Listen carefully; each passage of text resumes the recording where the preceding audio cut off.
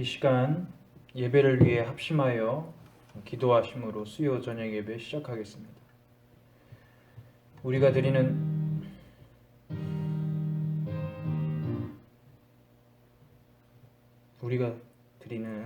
이 예배가 하나님께서 기쁘게 받으실 수 있는 예배가 될 수 있도록 우리의 영혼의 무릎을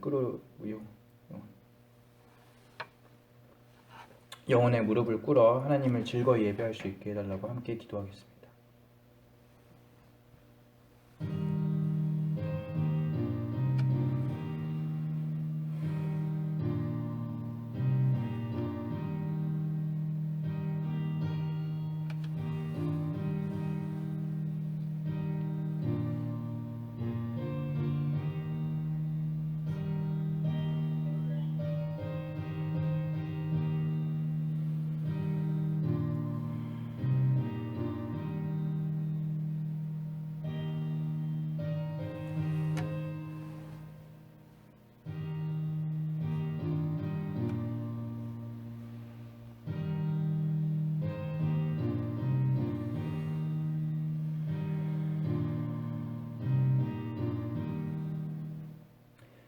하나님 아버지, 우리들이 이 자리에 예배 드릴 수 있도록 이끌어 주심에 감사합니다.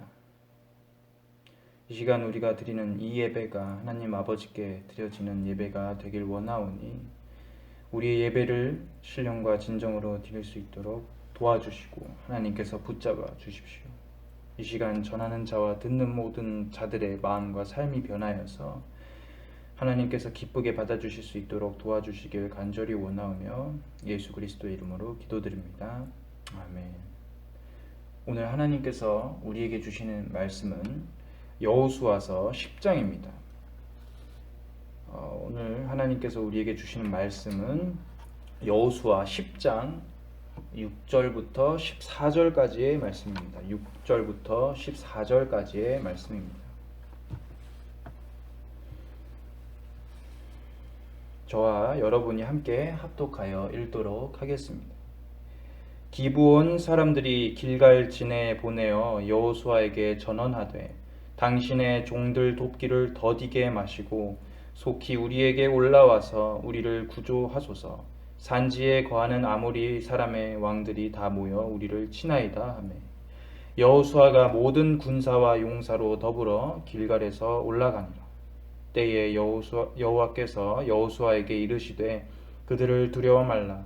내가 그들을 내 손에 붙였으니 그들의 한 사람도 너를 당할 자 없으리라 하신지라. 여호수아가 길갈에서 밤새도록 올라가서 그들에게 갑자기 이르니 여호와께서 그들을 이스라엘 앞에서 패하게 하심으로 여호수아가 그들을 기브온에서 크게 도륙하고 벳호론에 올라가는 그 비탈에서 추격하여 아세가와 막게다까지 이르니라. 그들이 이스라엘 앞에서 도망하여 벳호론의 비탈에서 내려갈 때에 여호와께서 하늘에서 큰 덩이 우박을 아세가에 내리시기까지 그들이 많이 죽었으니 이스라엘 자손의 칼에 죽은 자보다 우박에 죽은 자가 더욱 많았더라. 여호와께서 아모리 사람을 이스라엘 자손에게 붙이시던 그 날에 여호수아가 여호와께 고하되 이스라엘 목전에서 가로되 태양아 너는 기브온 위에 머무르라. 달아 너도 아얄론 골짜기에 그리할지어다 하매 태양이 머물고 달이 그치기를 백성이 그 대적에게 원수를 갚도록 하였느니라. 야살의 책에 기록되기를 태양이 중천에 머물러서 거의 종일토록 속히 내려가지 아니하였다 하지 아니하였느냐. 여호와께서 사람의 목소리를 들으신 이 같은 날은 전에도 없었고 후에도 없었나니 이는 여호와께서 이스라엘을 위하여 싸우셨음이니라. 아멘.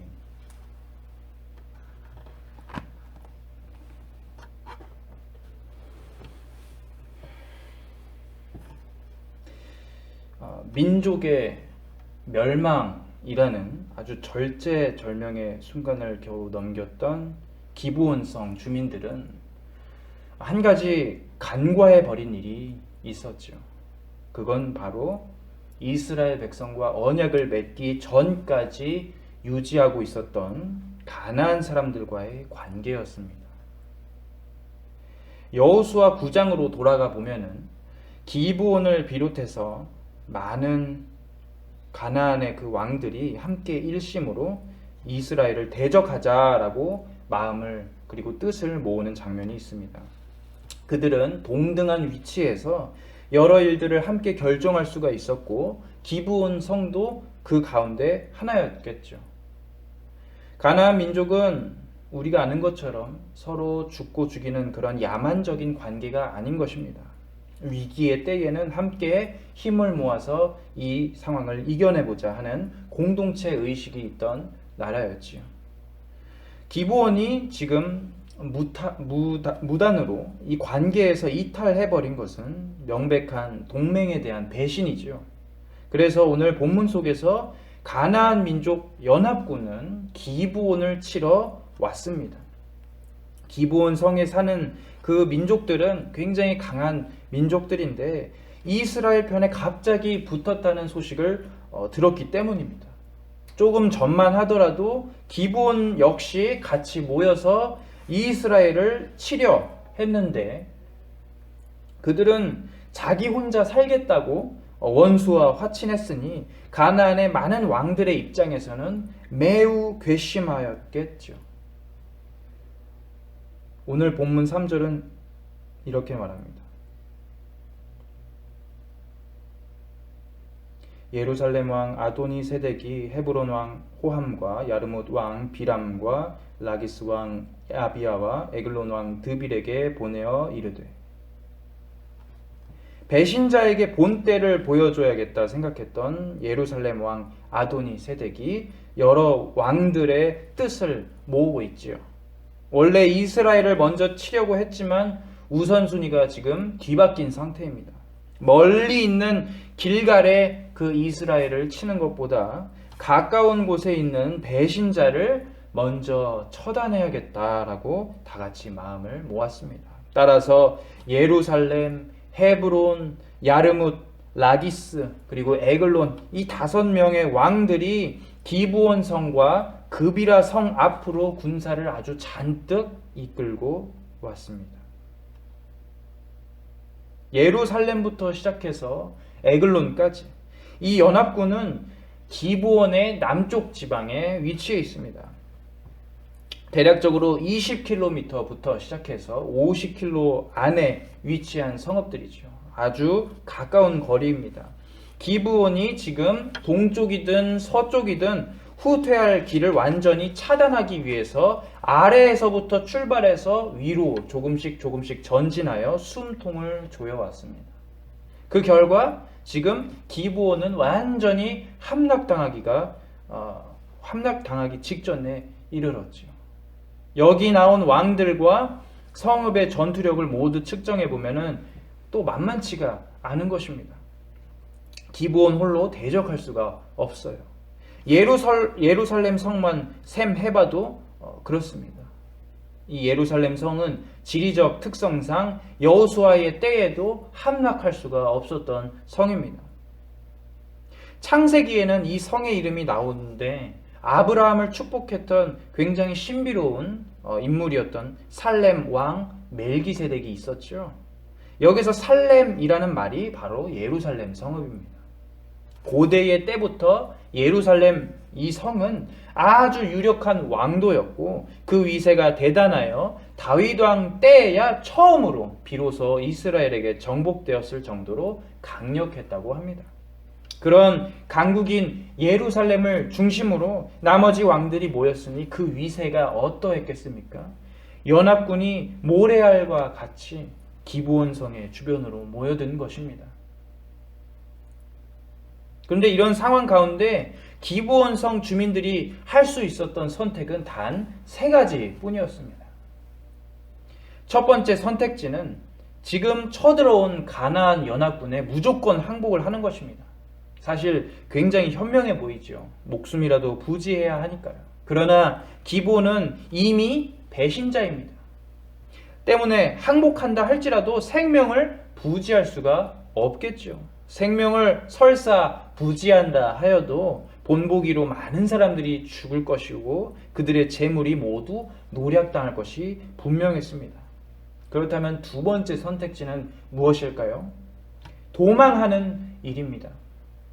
언뜻 우리가 이 지역의 지도를 살펴보면은 기브온 족속은 뚫려있는 그 북쪽으로 도망하면 될 것이 아니냐라고 질문을 할 수가 있습니다.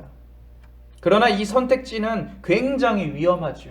왜 위험하냐 하면은 기브온 북쪽으로 가는 길은 매우 험난하기 때문입니다. 또 북쪽으로 도망하기 위해서는 지금 이 수많은 백성들을 의탁할 거점이 필요한데 이 백성들을 받아줄 성읍이 있을까요? 없을까요? 이 백성을 받아줄 성읍이 있을 리가 만무하죠. 가나안 백성들 입장에서 지금 배신자를 받아주면은 연합군이 화가 나서 이쪽까지 쳐들어올 것이 분명하기 때문에 배신자를 받아주는 일은 불가능한 것이죠. 게다가 기브온은 애초에 예루살렘 성과 20km도 떨어져 있지 않았기 때문에, 즉 가까웠기 때문에 연합군이 마음만 먹으면은 피란길을 가는 백성들을 하루 만에 쫓아서 모두 학살할 수가 있습니다. 그렇다면 유일하게 남은 선택지가 하나 있죠. 바로 이스라엘에게 도움을 청하는 일입니다.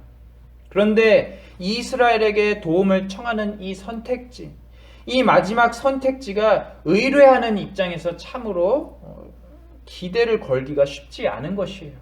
왜 그렇습니까? 오늘 본문 6절에 따르자면은 길갈에 사람을 보냈다고 나와 있죠.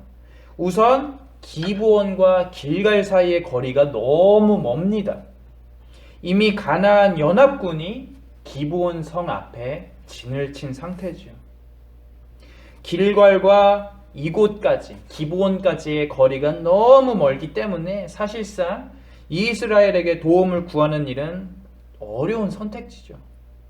버티기도 전에 지금 이 민족이 멸절이 될 수 있는 것입니다.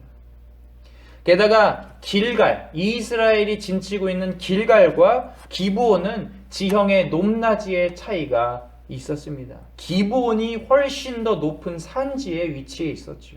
즉 길갈에서 이스라엘 백성이 빠르게 산지에 있는 그 기브온을 도우러 온다 할지라도 이미 그곳에 진을 치고 있는 산지 평양을 공격하는 그 행위는 자살 행위나 다름이 없는 것이죠. 아무리 강력한 이스라엘 군대라 할지라도 언덕 위에 있는 많은 군사들을 어찌 당해내겠습니까? 그러나 기브온은 작은 그 희망을 바라는 마음으로 이스라엘 백성에게 사람을 보냅니다. 6절이 바로 그 말씀이죠. 기브온 사람들이 길갈 진영에 사람을 보내어 여호수아에게 전하되 당신의 종들 돕기를 더디게 하지 마시고 속히 우리에게 올라와 우리를 구하소서. 산지에 거주하는 아모리 사람의 왕들이 다 모여 우리를 치나이다 하매. 그런데 여기서 주목해 봐야 할 점이 하나 있습니다. 바로 여호수아와 이스라엘의 자세입니다. 7절에 보면은 여호수아는 모든 군사와 용사를 다 일으키고 길갈에서 기브온으로 올라갔다라고 기록하고 있습니다. 만약에 여호수아가 정상적인 군사 지도자였다면은 이런 결정을 쉽사리 내릴 수가 없었겠지요. 왜 그렇습니까? 아까 제가 잠시 말했지만 기브온 산지로 올라가기 위해서는 당연히 산을 타고 올라가야 되는데 이미 가나안 연합군은 기브온 주변에 진을 치고 있었기 때문이지요.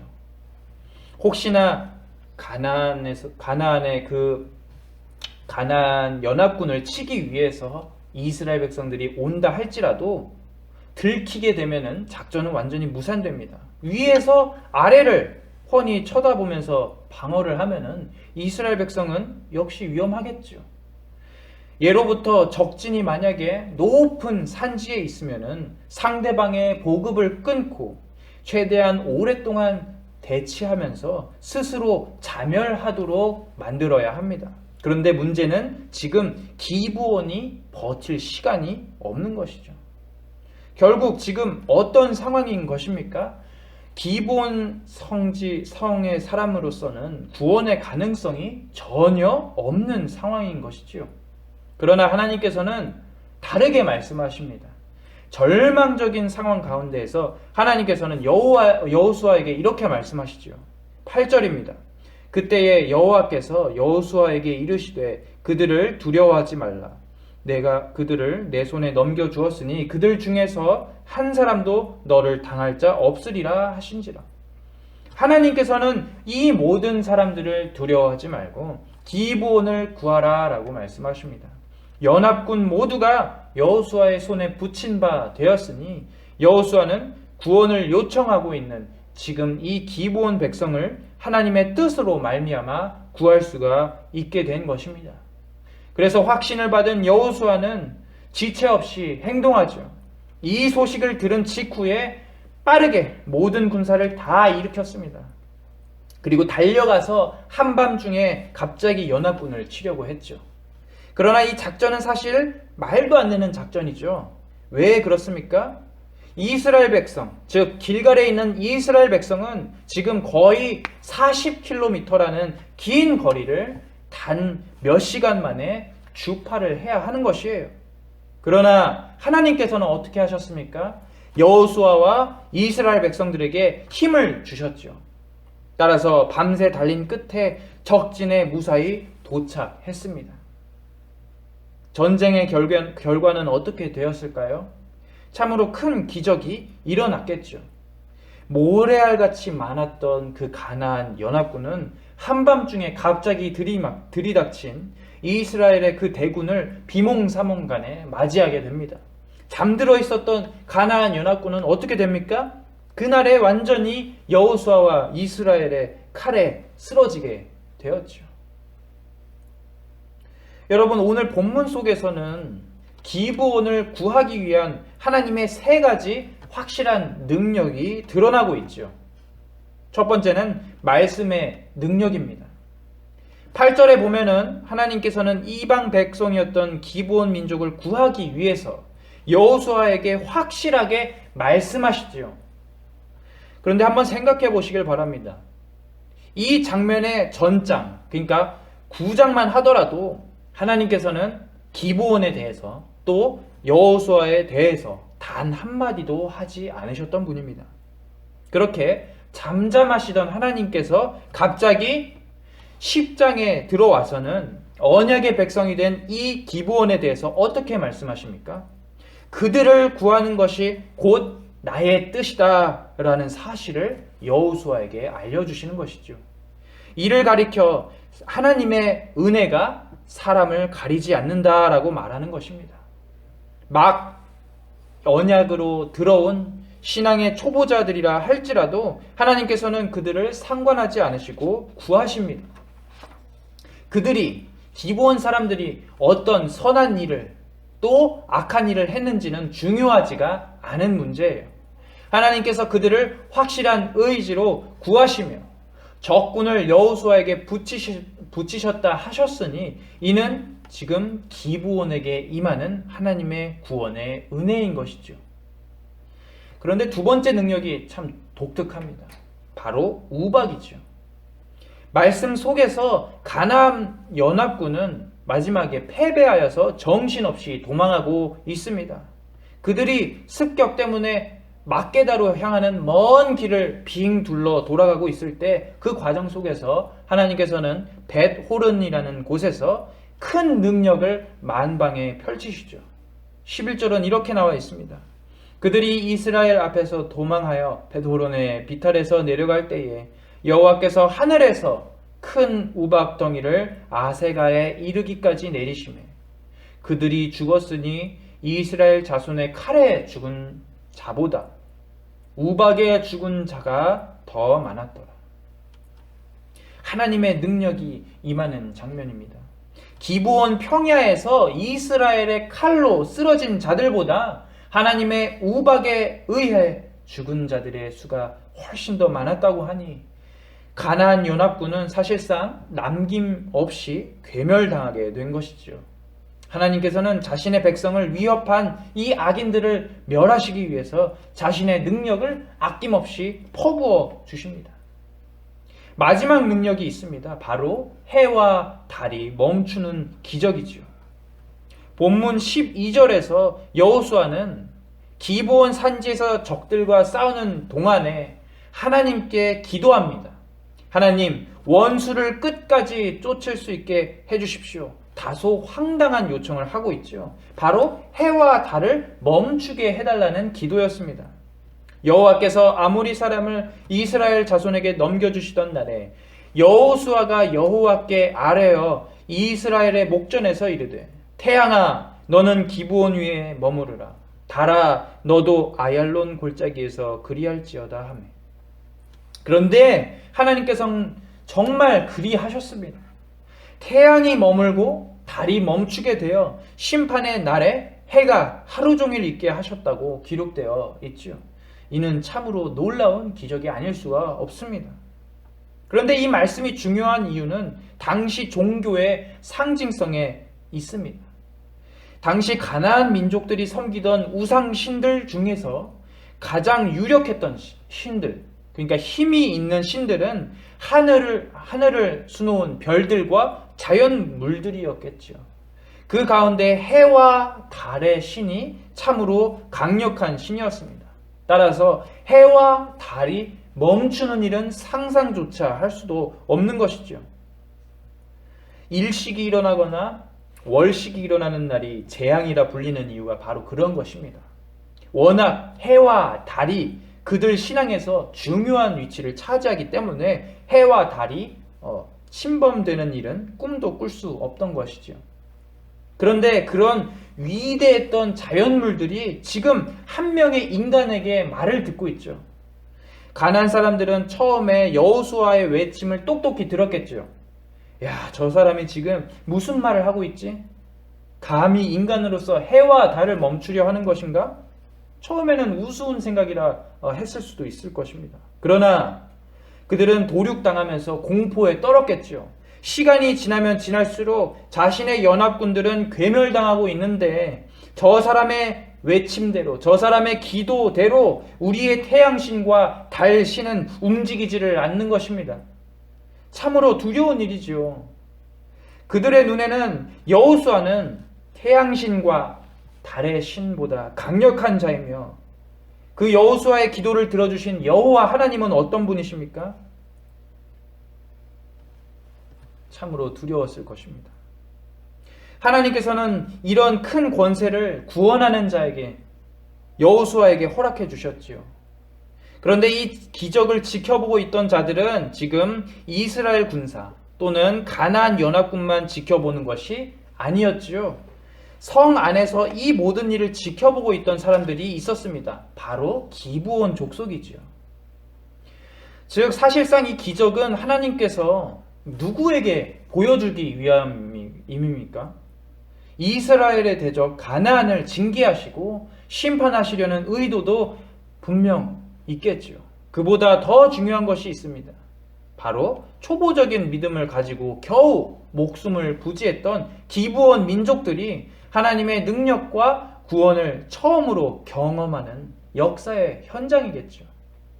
여태까지 기브온 사람들은 어떤 걸 믿고 있었습니까? 태양신과 달신, 하늘에 있는 별신들을 다 섬기면서 그들이 정말 제일 센 줄 알았는데 하나님의 허락을 통해서 모든 것이 다 멈추는 것입니다.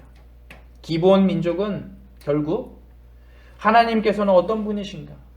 하나님은 해와 달보다 더욱 센 분이시며 그분의 명령을 수행하는 이 여호수아는 무슨 일을 하든 간에 하나님께 허락을 받아야만 하니 이 세상에 홀로 능력 있는 분이 누구십니까? 바로 하나님이란 사실을 기브온 사람들은 깨달았던 것입니다. 여러분, 이 세 가지 놀라운 기적으로 인해서 하나님께서는 가나안 온 민족들에게 자신을 계시하십니다. 하나님을 대적하여 백성을 치려하는 자들에게 내리시는 심판은 지금 일반적으로 사람들이 견딜 만한 고난이 아니지요. 결국 이 기적들은 아예 그들의 뿌리 자체를 그 근본적으로 흔들리게 만들었습니다. 하나님께서는 이스라엘 백성들에게 승리를 주시는 분이며 해와 달을 멈추게 하사 적들에게 큰 두려움을 주시는 분이며 우박을 통해서 이방인들을 완전히 남김없이 심판하셨으니 그 땅에서 하나님의 백성을 노리는 자들이 완전히 남김없이 소멸되었겠죠. 우리는 그런데 세상을 살면서 이런 성경의 놀라운 기적들이 우리의 삶과는 전혀 상관없는 것처럼 살아갈 때가 많죠. 왜 그럴까요? 세상이 워낙 고난스러운 곳이기 때문이죠.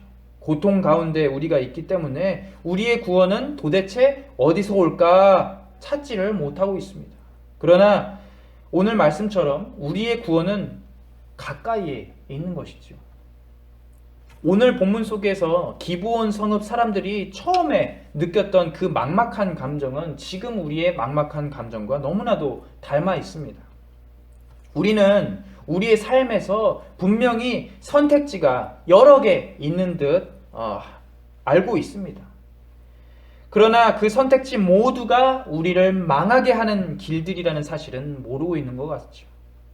그러나 우리들, 교회를 나오고 있는 우리들과 기브온 족속들이 잘했던 유일한 단 한 가지가 있었죠. 그것이 무엇입니까? 바로 하나님께 구원을 의뢰했다는 것입니다.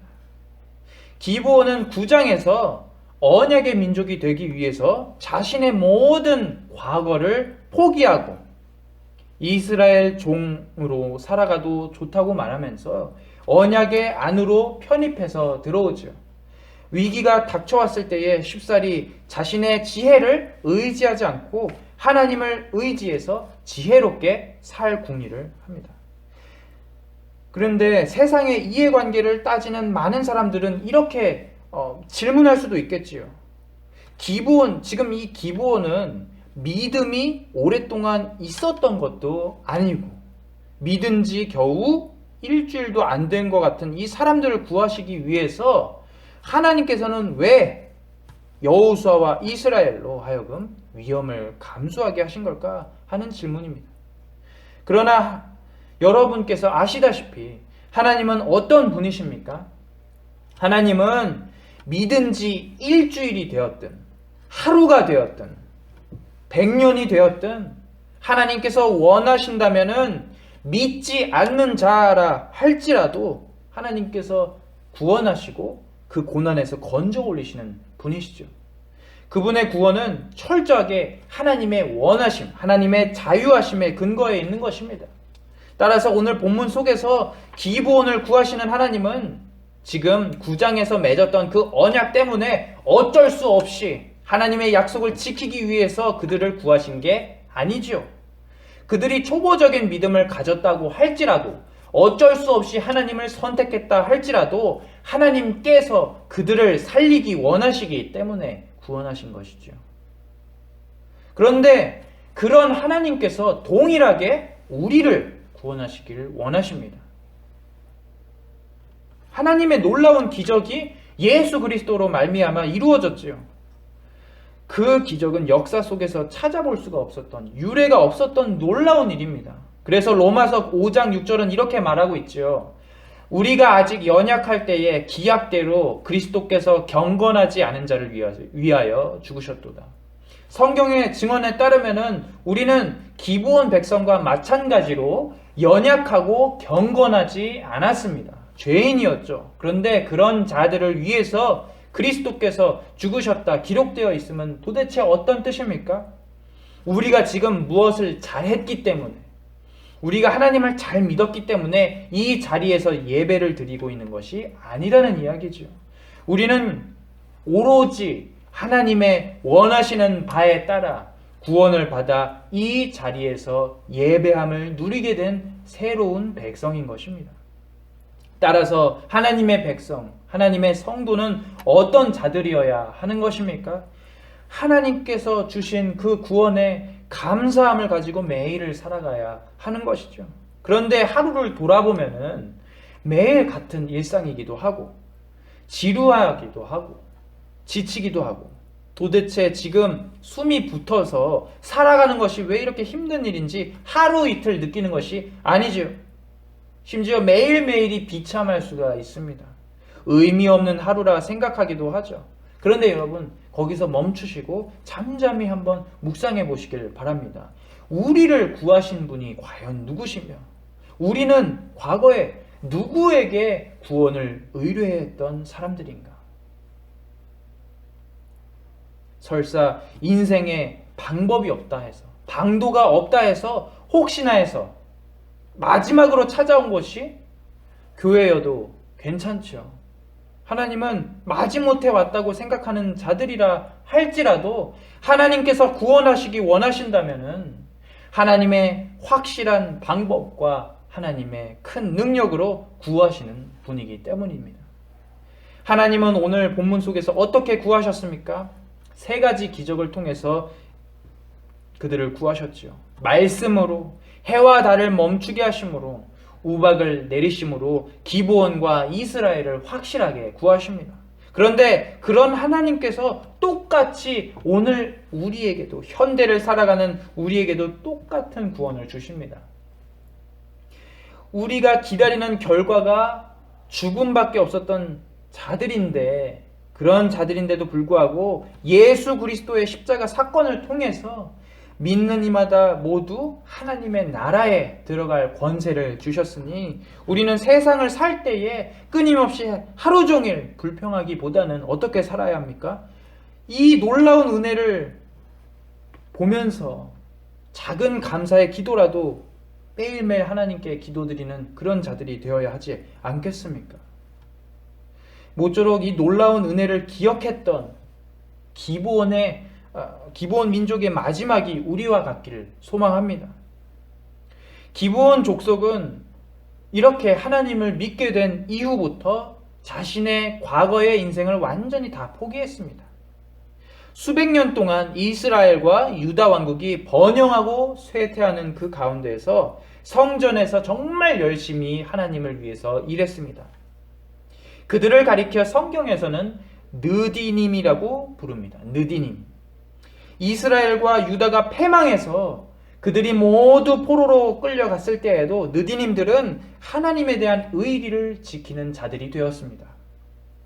에스라와 느헤미야가 유다 사람을 잔뜩 이끌고 성벽을 재건하러 왔을 때에도 상당수의 느디님들은 하나님의 일을 위해서 아무것도 없었던 땅, 모든 것이 다 폐허가 된 유대 땅에 돌아옵니다.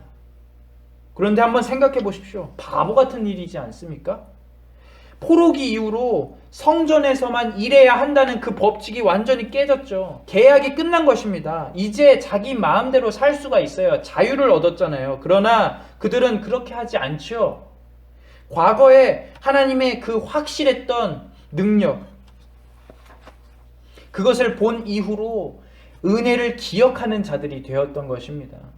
심지어 이 사람들은 약 1000년간의 그 긴 시간이 흐르는데도 이스라엘 백성들보다 훨씬 더 하나님의 언약을 의리 있게 지키는 자들이 되는 것이죠. 말씀을 맺도록 하겠습니다. 여러분, 우리는 어떤 자들이어야 할까요?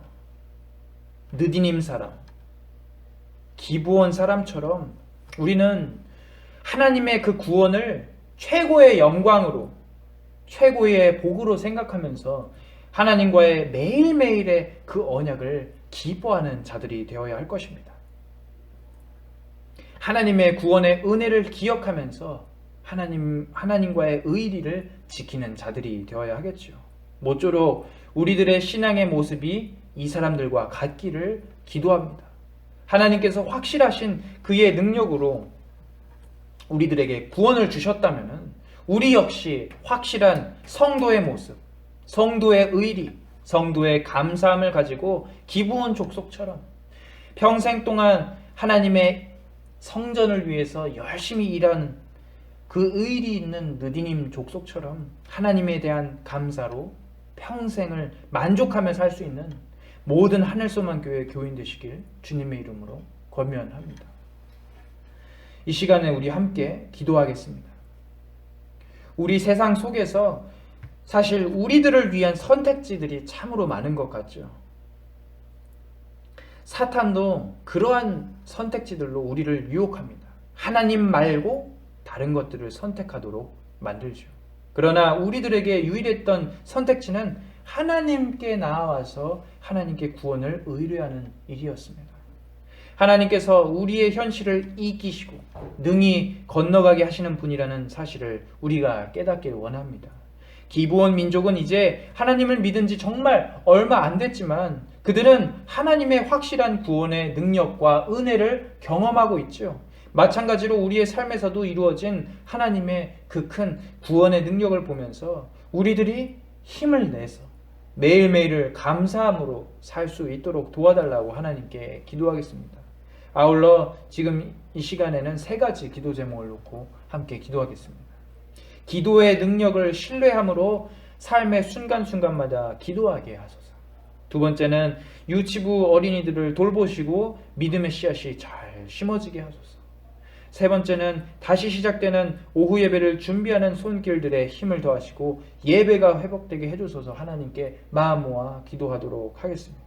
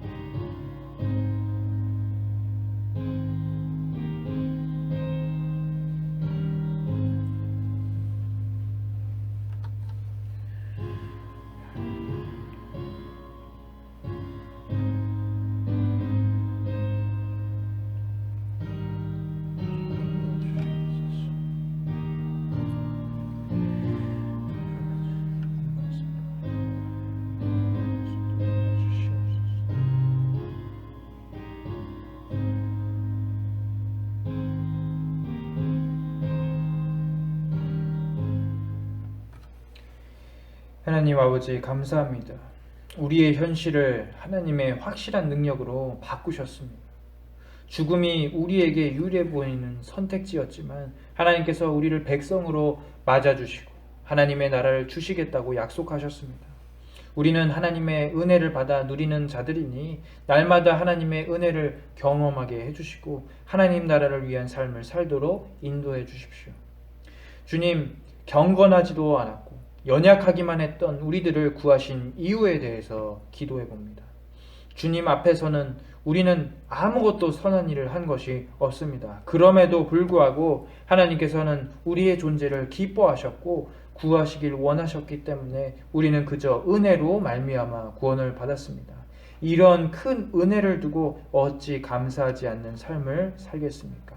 바라건대 우리들이 아주 작은 감사라도 삶에서 찾는 그런 능력을 가져서 하나님께 매 순간 감사의 기도를 드리게 해주시고 하나님의 영광을 삶 속에서 작더라도 비추어내는 그리스도인 될 수 있도록 인도해 주십시오. 아버지, 무엇보다 신앙생활에 중요한 것이 기도임을 고백합니다. 하나님을 의지하지 않고 하나님께 여쭙지 않았던 백성들이 어떻게 되는지를 우리는 성경을 통해서 많이 보고 배웁니다. 하나님께서 원하시는 길을 찾기 위해서 우리들이 매일매일 게으르지 않게 기도하는 자들이 되도록 하나님 이끌어 주시옵소서. 아버지, 예배가 회복되는 가운데 이번 돌아오는 주일에 오후 예배가 몇 년 만에 다시 열리게 되었습니다. 무엇보다 중요한 것은 성도의 건강입니다. 그 가운데 평안과 육체적 또 영적인 건강이 모두에게 함께 있기를 원합니다. 예배가 회복되는 가운데 우리 하늘소망교회 모든 교인들의 육체와 영까지 모두 회복시키도록 하나님께서 인도해 주시옵소서. 그 가운데 어린이들의 예배도 참 중요함을 느낍니다. 이 어린이들이 미래를 책임지는 사람들이 되도록 하나님의 말씀으로 잘 교육받을 수 있도록 인도해 주시길 간절히 원하오니 이 모든 말씀 예수 그리스도의 이름으로 기도 올려드립니다. 아멘. 하늘에 계신 우리 아버지여, 이름이 거룩히 여김을 받으시오며 나라의 마옵시며 뜻이 하늘에서 이룬 것 같이 땅에서도 이루어지이다. 오늘날 우리에게 일용할 양식을 주옵시고 우리가 우리에게 죄 지은 자를 사하여 준 것 같이 우리 죄를 사하여 주옵시고 우리를 시험에 들게 하지 마옵시고 다만 악에서 구하옵소서. 내게 나라와 권세와 영광이 아버지께 영원히 있사옵나이다.